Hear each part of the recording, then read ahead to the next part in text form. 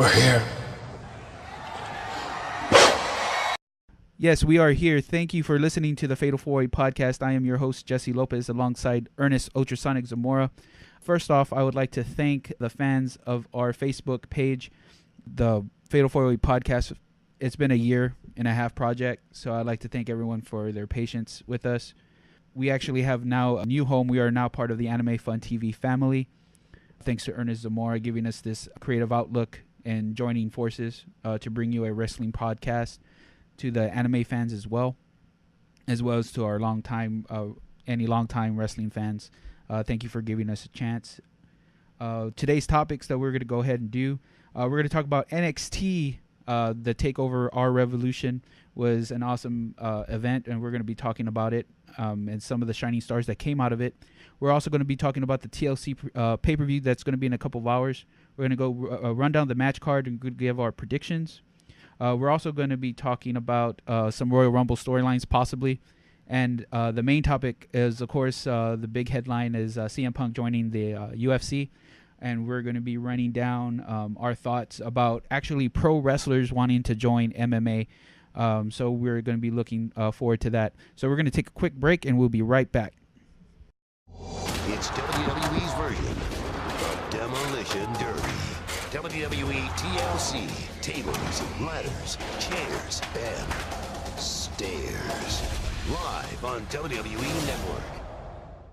Well, it's time for our predictions on our TLC pay-per-view. Ernest, real fast, who are you looking to see stand out tonight? I mean, NXT was fantastic, but who's going to stand out on tonight's TLC pay-per-view? I have no idea, to be honest with you. As far as the matches I want to see, I probably want to see Cena and Seth Rollins because I want to see Cena lose. That's pretty much it. Cena wins too damn much. I think everybody knows that already. As far as the other rosters, what's the other rosters we got? Can you tell us the card we got for tonight? Sure. They're gonna kick off here on the pre-show with the New Day versus Goldust and Stardust. What? They're going against each other? Yeah, the new stable, with Xavier Woods, Big E Langston, and Kofi Kingston. Okay. Now, some mixture of the two is going to be taking on Goldust and Stardust at the pre-show. So, who do you got on that match, Ernest? Stardust and Goldust. I actually like the duo. I mean, they're relatives anyways to begin with, so their chemistry is really nice. I like it. I'm looking forward to seeing where the New Day goes. I mean, even if they lose this match, I have a feeling that they are going to be solidified as a new team to come up. So I'm actually looking for the New Day to take a quick victory.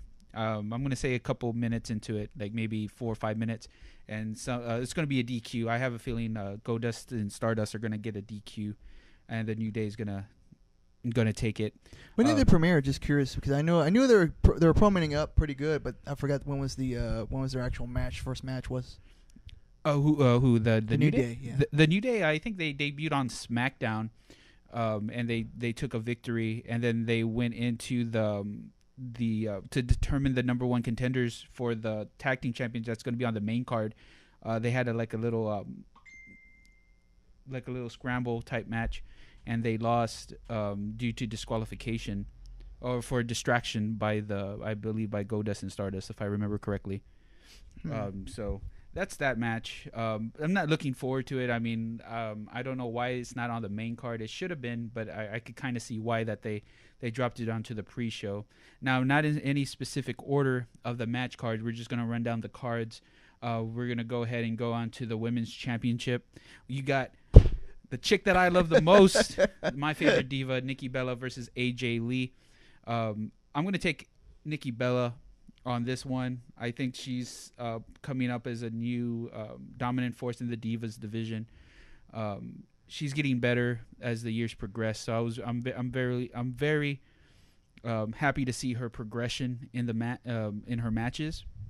Who do you got in that match? Oh, I'm not really a good follower as far as divas go because I think their other matches suck balls anyways. I guess I have to go with AJ. I think it is because I think her contract's coming up as well, right? Or no? I actually do not know the contract status of AJ Lee. I know that's a long-standing rumor.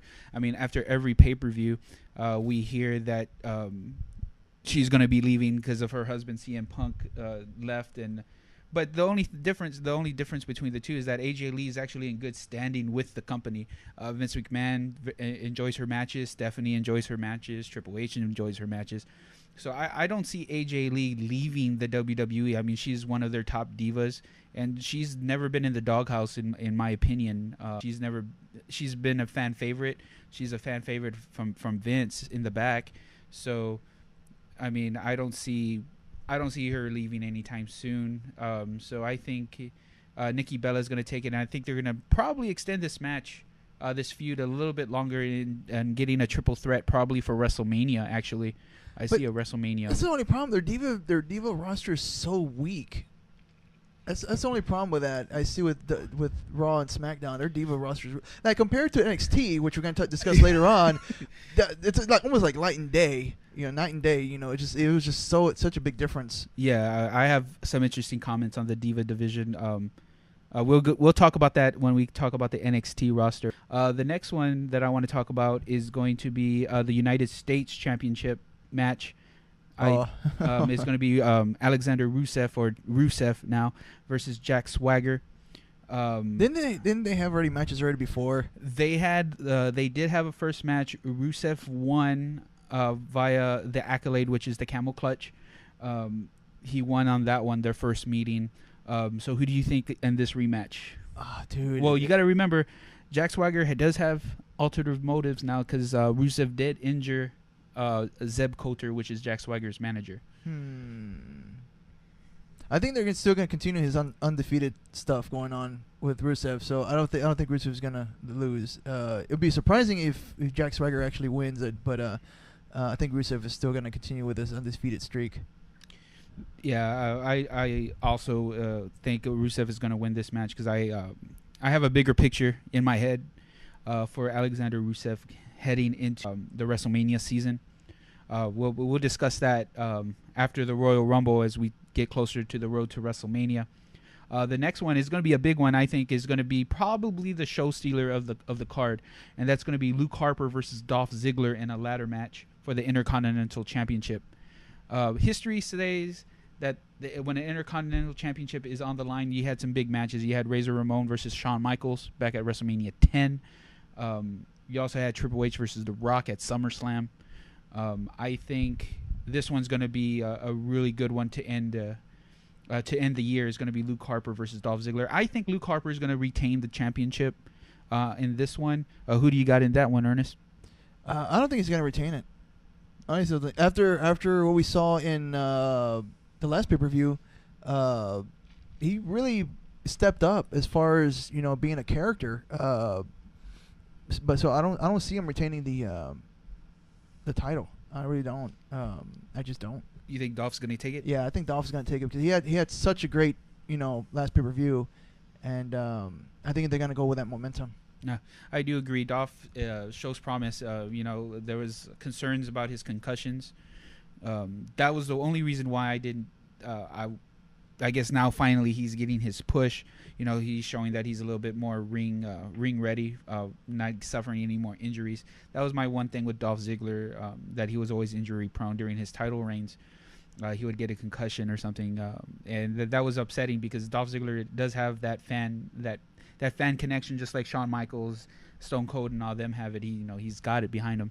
So it's going to be interesting. I'm kind of scared for him in a way because of the concussions, and it's a ladder match. But I do have I have a feeling that this match is going to be awesome. Our next match on the card is, I think, the weaker of the matches, not by the people that are in the match, but it's just by the stipulation that's of the match, and that's the stairs match. And that's between Big Show and Eric Rowan. I feel Eric Rowan has... I was kind of worried about Eric Rowan because we didn't know much about his character in the Wyatt family. He was in the background a lot. Now he's coming up. He's a genius. I was like, what? He's a genius. So that was pretty cool. Yeah, and he's going up against the Big Show. Big Show's his matches have been subpar, I guess, in my eyes. He's just too big of a guy now, and then not only that, he's kind of getting old already. But he's just, he's slow and clunky. He's getting. I guess I think. Yeah, I do agree. A Big Show. I mean, I like the Big Show, and I think he should be used as an attraction. It's time to bring him down. I don't see him as an attraction though. If you compare him to like other attractions, like say like Sting or even oh god, what's his name? The champion right now, Brock Lesnar. He doesn't have that pull to be an attraction. Same thing like Kane. Kane's not really an attraction either. He's always in the background too. That's why I kind of see him as background character maybe. I really don't. But it just Big Show is already, for me, he's already getting to that point where he's just, I'm not really caring too much about his character anymore. That's true. I mean, we have other big men right now that are I guess, stepping up to the plate, possibly post Kane and Big Show, and Undertaker. You have Eric Rowan and Luke Harper, the big dudes. So and they're more nimble. Oh yeah, and there's other people too coming up in NXT. There's others that are quite as big as these guys. So we'll talk about that too as well. The next one is the tag team championship in a regular standard match, and that's going to be the Miz and Damien Mizdow versus the Usos. You mean Johnny Cage? Johnny Cage, yeah, fucking Miz. But we got that match. Who do you got in that one, Ernest? Against the Usos? Mm. Oh fuck, dude, that's really hard. I really don't like Miz, but Damien Mizdow is pretty good. God dang, man, that's. I can't really call that one. I really can't call that one. If I have anything towards leaning a little bit, I lean towards the Usos, but I think the Usos already been tag team title. Been tag team title holders. So I think the Miz and Mizdow are gonna retain it. I also see the Miz and Mizdow retaining the tag team champions, but for other purposes. I actually have a feeling that my thing is that we're going to see Naomi. I think that's Jay's wife. I think we're going to see a double cross. I have a feeling we're going to see a double cross. And we're going to see the Miz kind of going after we've been seeing it, but I think it's going to be solidify it. I think Naomi's going to betray Jay Uso or Jimmy Uso, whichever one she's married to.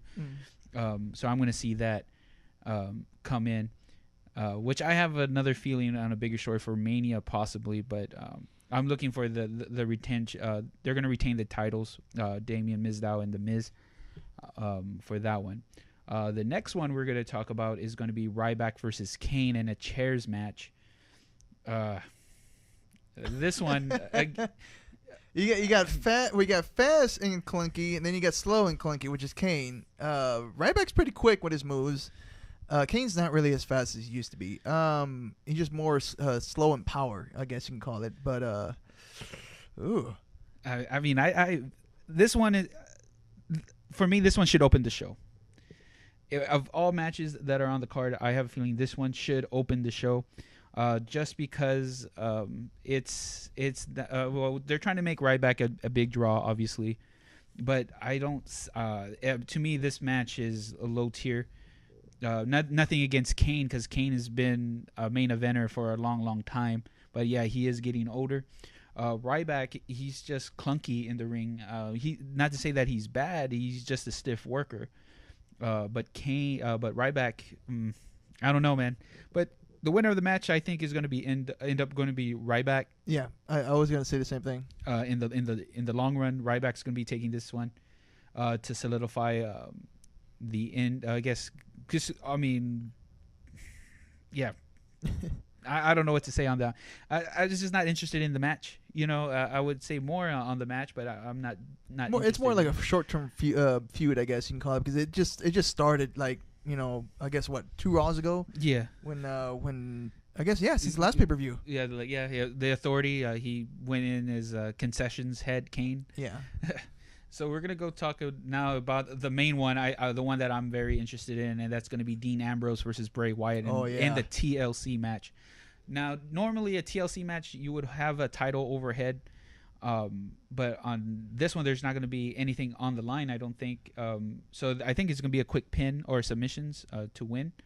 I'm looking for a Bray Wyatt win. Personal choice is Bray Wyatt. He's been promos. He's a promo god. He's just getting better actively in the ring, as separating himself from the Wyatt family itself, from Luke Harper and Eric Rowan. So I see Bray Wyatt taking this match by Dean Ambrose, maybe locking him down. It's going to be something weird. It's going to be awesome. As far as for me, it's gonna be Dean Ambrose. I don't see Wyatt winning for some odd reason, because I don't think Wyatt's that extreme, but I know Ambrose can be in a certain way of speaking. So yeah, I can definitely see Dean Ambrose winning. I just don't see Wyatt though. And then we go to the main event, and it's the match that you're looking forward to, which is going to be Seth Rollins, versus John Cena.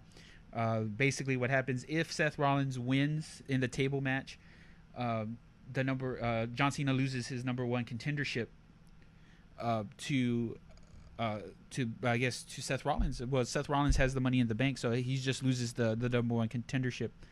So I'm actually seeing this one go toward.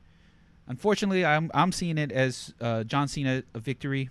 I think he's going to retain the championship and head to Royal Rumble to face Brock Lesnar at the Royal Rumble. Are you really thinking they're gonna put them together at Royal Rumble, not WrestleMania? Yeah, I see something bigger at WrestleMania. Involving the championship. But I do see Seth. Even Paul Heyman was talking about, who is the number one contender even if John Cena loses. So it's not really Seth Rollins. It could be number one contender. He just has a contract for Money in the Bank. In other words, he can come in whenever he wants to and contend for the title. But that doesn't really necessarily make him a number one contender, though. That's like a double. Yeah, it's a double-edged sword on that one. To me, the true number one contender would actually come from the Dean Ambrose Bray Wyatt match. In my estimation, the winner of that match might become the number one contender if John Cena goes through the table. But again, I have a feeling that it's John Cena's gonna keep his number one contendership. Go to. Is that a personal opinion or is that a business decision? It's what's best for business for the WWE. John Cena versus Brock Lesnar. In other words, John Cena wins. John Cena's going to win this match, just to spite. So we're going to be talking. We're going to take a little short break. We're going to be coming back, and we're going to be talking about NXT. So stay tuned. Lining up Adrian Neville, and here it comes. Hoover kick connects. Sami Zayn has done it. Sami Zayn has done it.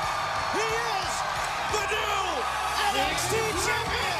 There we go, ladies and gentlemen. You just heard a little soundbite from the NXT R Evolution event that took place on last Thursday, and we have a new NXT champion, Sami Zayn, long deserved. What these two guys, Adrian Neville and Sami Zayn, these guys solidified the future of the WWE.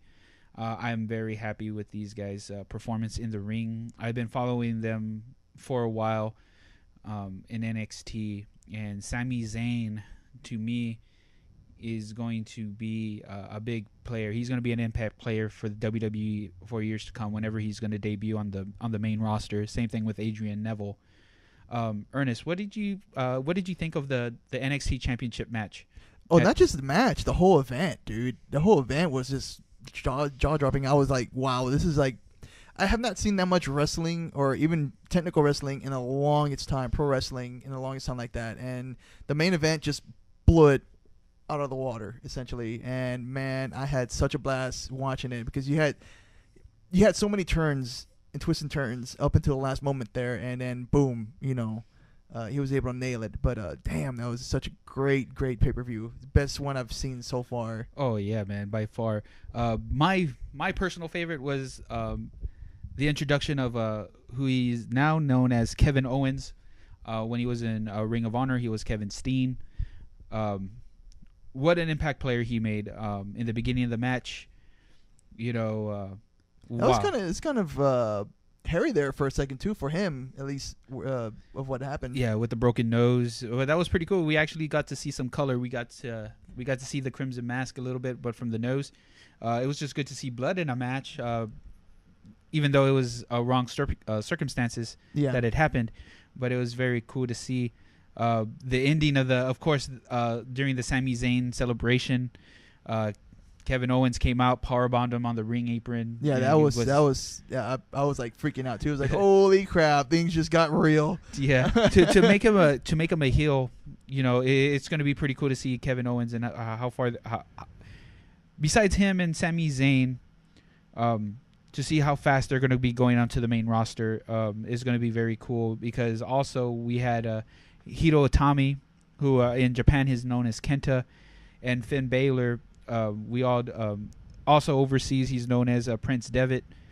Come and take on the Ascension, who's going to be making their Illuminati. debut. Who's going to be making their debut. I call them Demolition 2.0 from their SmackDown vignette that aired on Friday. These guys too, man. I mean, these five guys, I'm sorry. Adrian Neville, Sami Zayn, Hiro Itami, Finn Balor, Kevin Owens. These guys right there. You have the future. That's it. I mean, that's because you have them. They're so nimble, so fast, and so young. Well, I'm not sure how young, but they're still. I mean, they're that fast. Boy, I mean, to see them on the Raw roster or SmackDown roster, man, that would just be really finally a breath of fresh air for Raw and SmackDown, essentially, because you're already getting tired of seeing the same old stuff on Raw and SmackDown already. Mm-hmm. So you still got the same old guys, essentially, you know, Cena and all that stuff. But it's just like if they were get called up, I would start watching Raw and SmackDown without a doubt.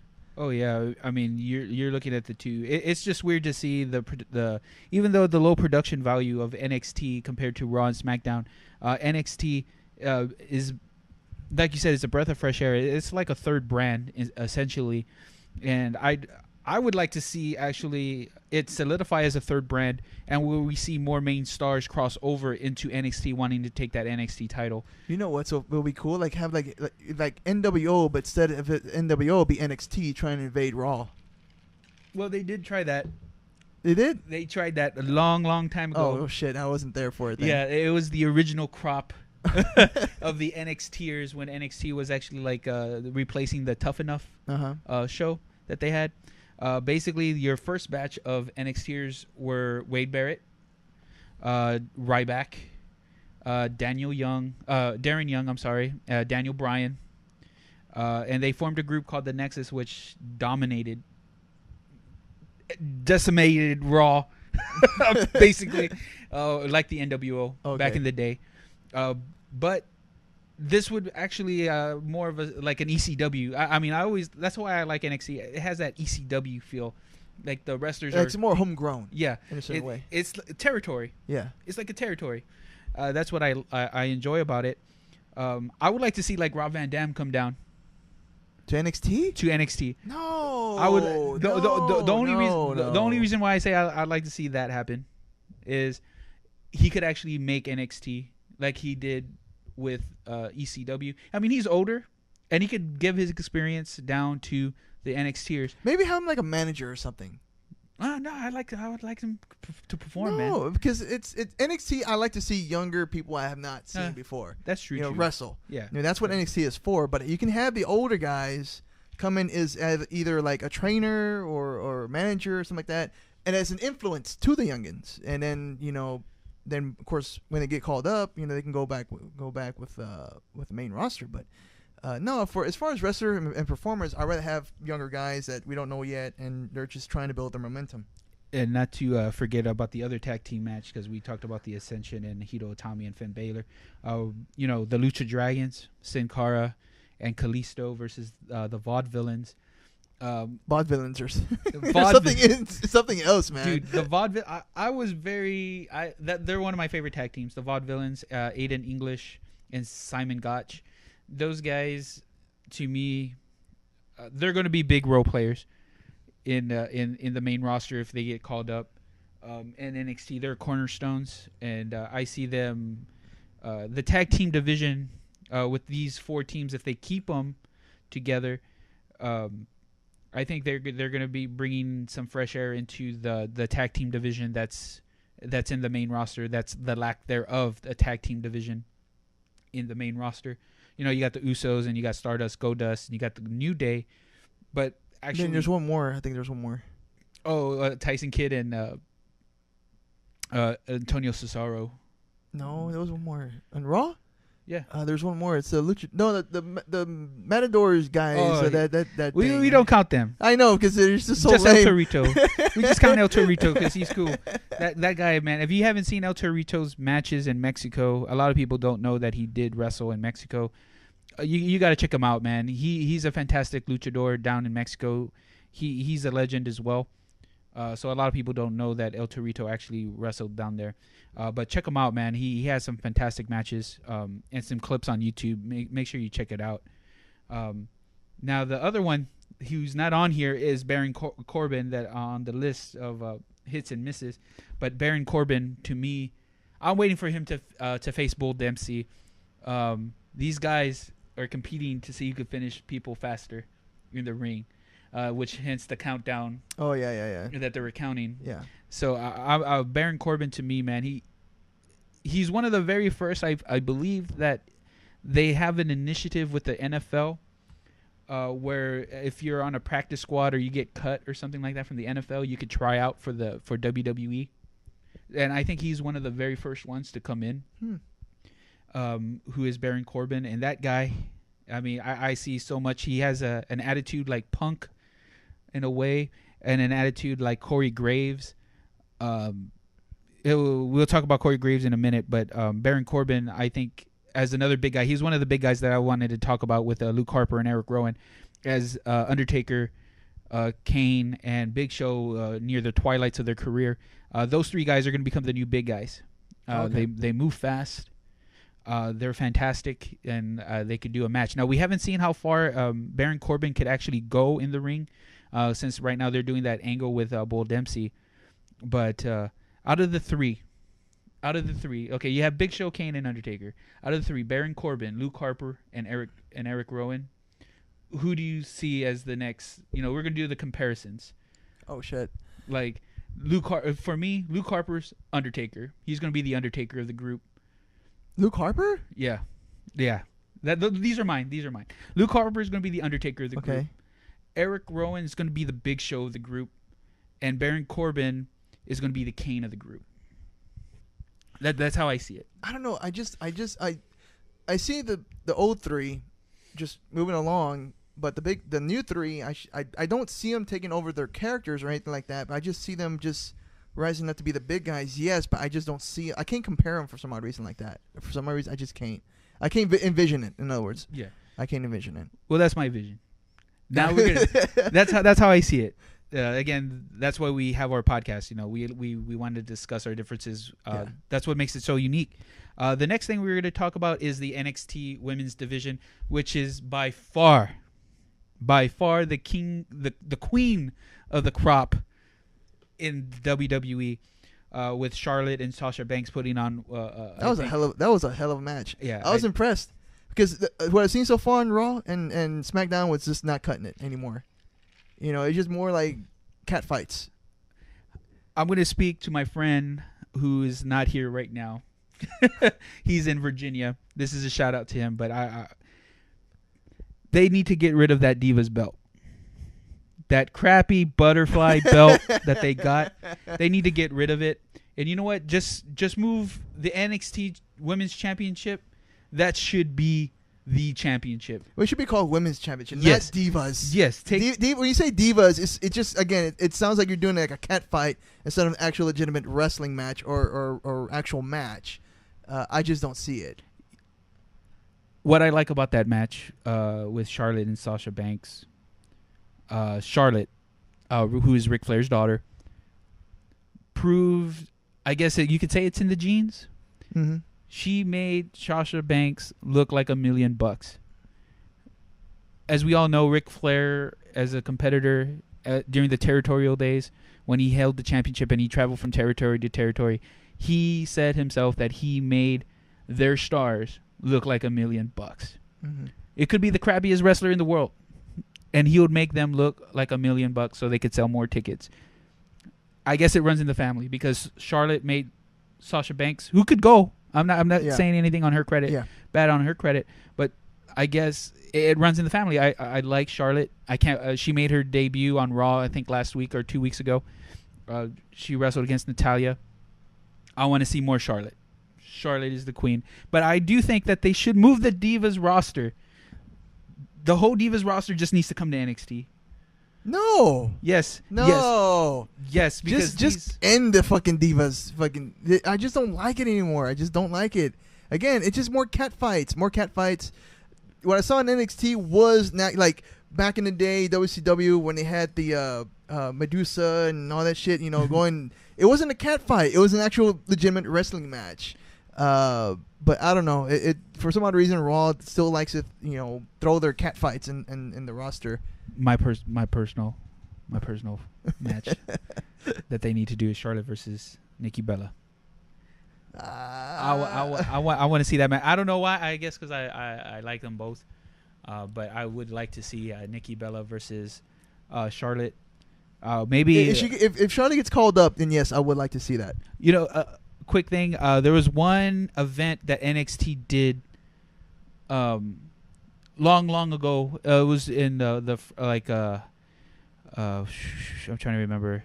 They had when Dusty Rhodes was the GM of NXT. He brought back the Clash of Champions.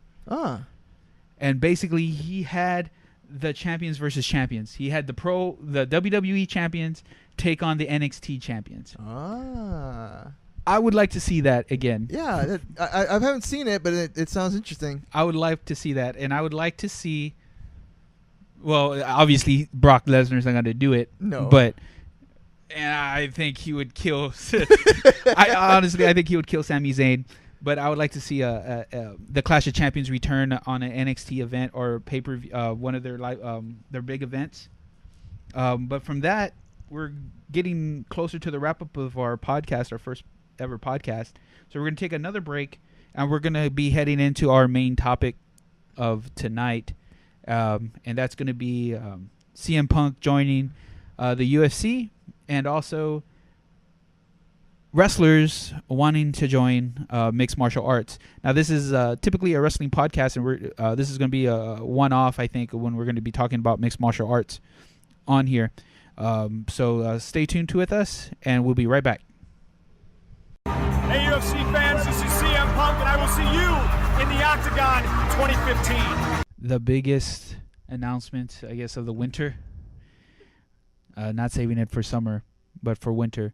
CM Punk signing a multi-fight contract with the Ultimate Fighting Championship, the UFC.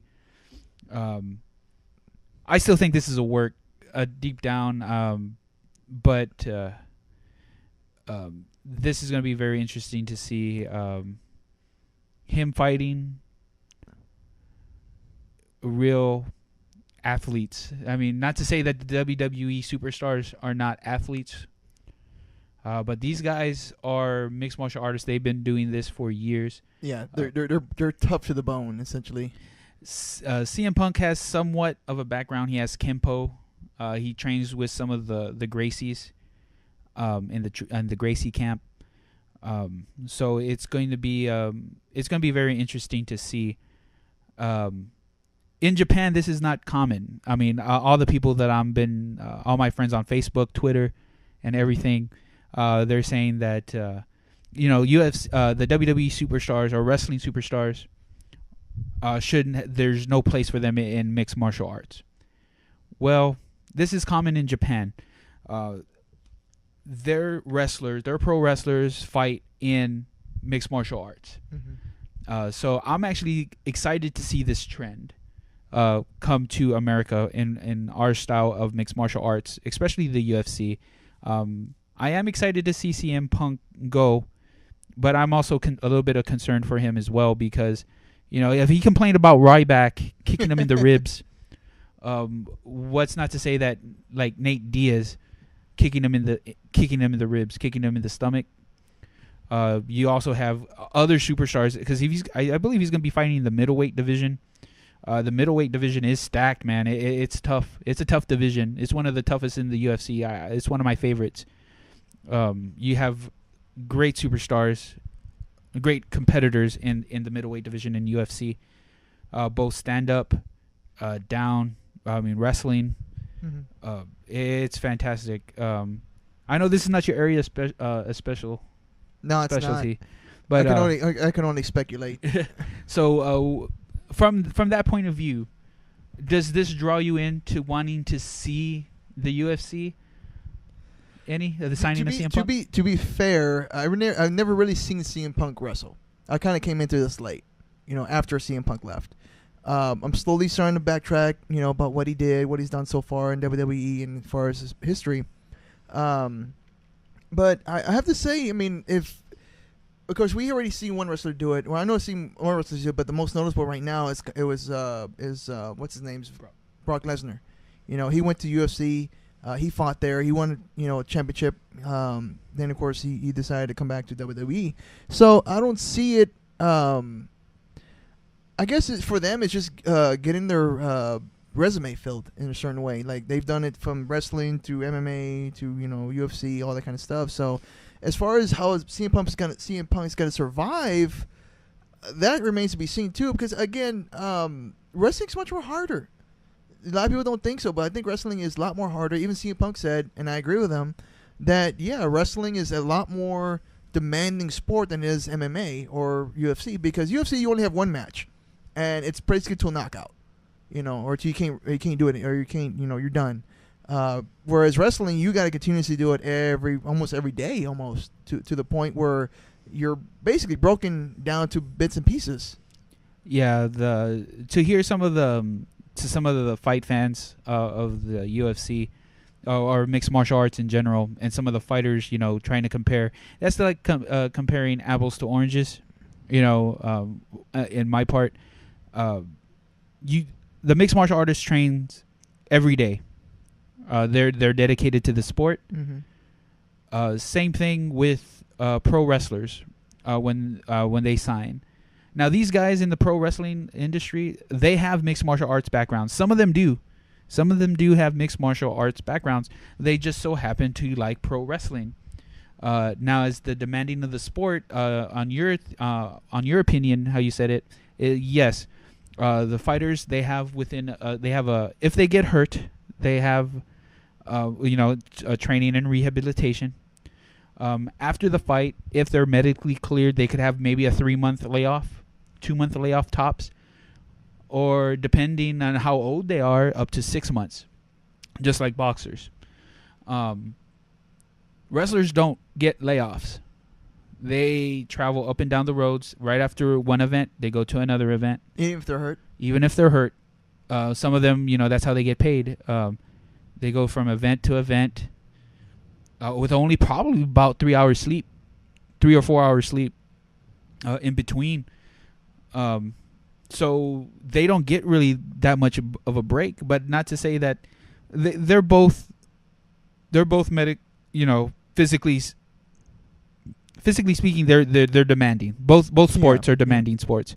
But I think in terms as far as getting hurt, I think that's what really matters for some wrestlers is about getting hurt. When they get hurt in the ring, they got to continue fighting the match. They can't just give up and say, "Oh, I quit." Whereas MMA, if you get hurt, that's it. Your match is done. You lost. But as far as wrestling goes, it's just if you get hurt, you got to finish the match. In some cases, unless you physically can't move anymore, then they can call off the match. Yeah, I was like, if you really think about it, and this is where all my mixed martial arts fans or friends, they get mad at me. I was like, well, you can't fake jumping off a cage. You can't fake jumping off the top rope.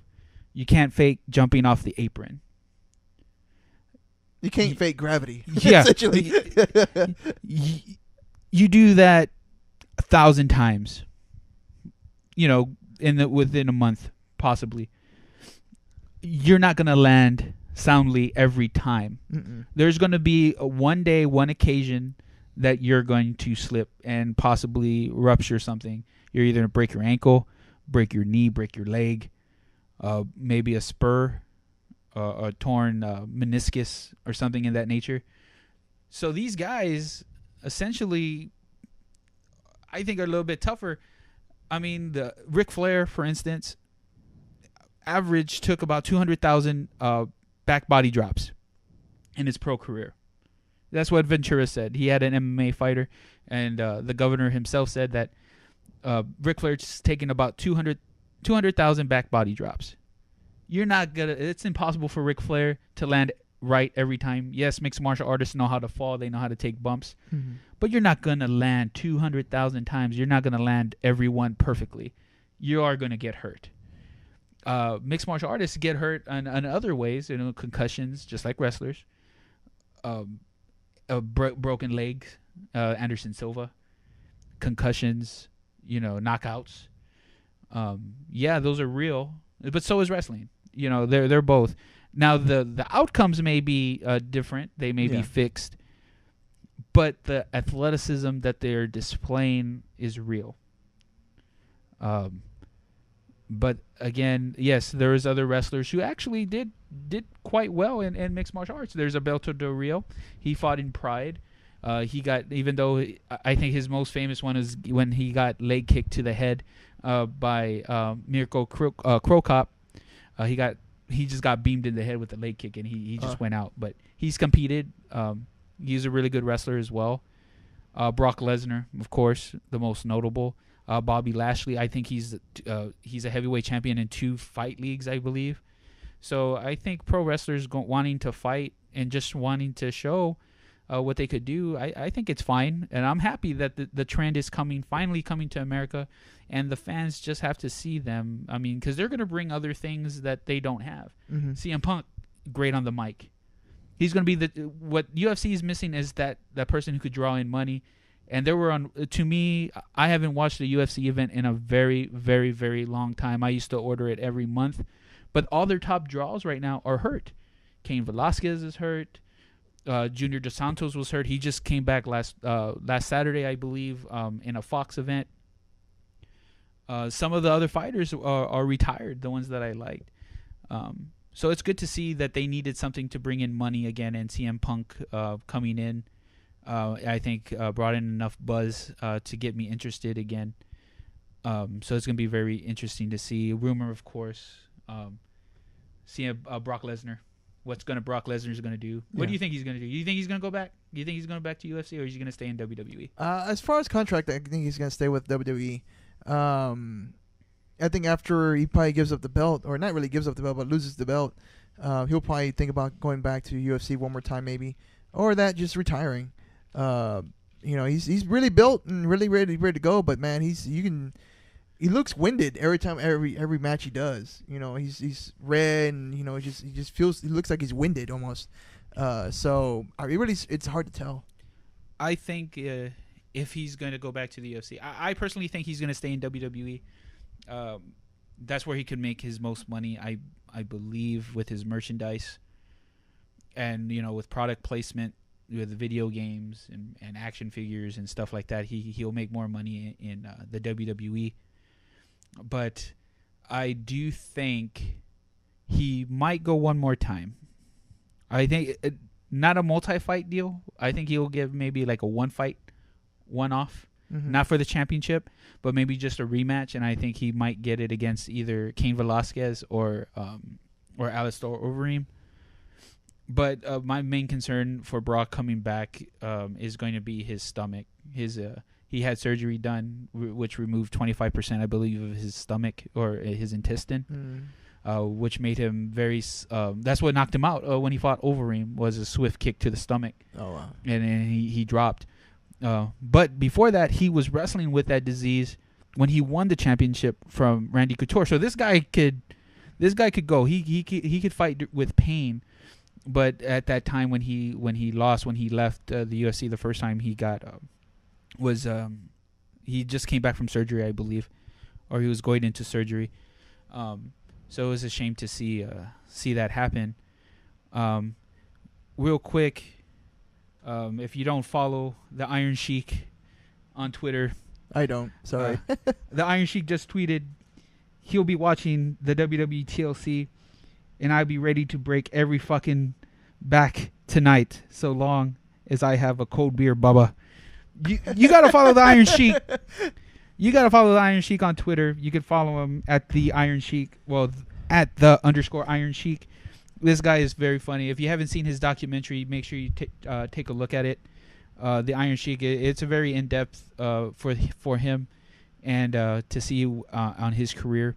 But we're gonna go ahead and close out tonight. We're gonna get ready to watch the TLC pay-per-view. You're gonna see our predictions. We're gonna be doing this next month again. Ernest, before we leave, anything out to the fans? No, just keep on listening to the podcast. I mean, this is our first, or I guess episode 0, episode 1. You know, pre podcast, I guess you can call it. Of course, we're gonna have more guests in hopefully in the near future. You know, more people join in. But no, just keep on listening in. If you guys enjoy this, please send us feedback. If you guys got any other feedback other than just let us know. Just let us know. We love feedback. We like to hear from y'all. That way we can improve and make this product even better. Yes, sir.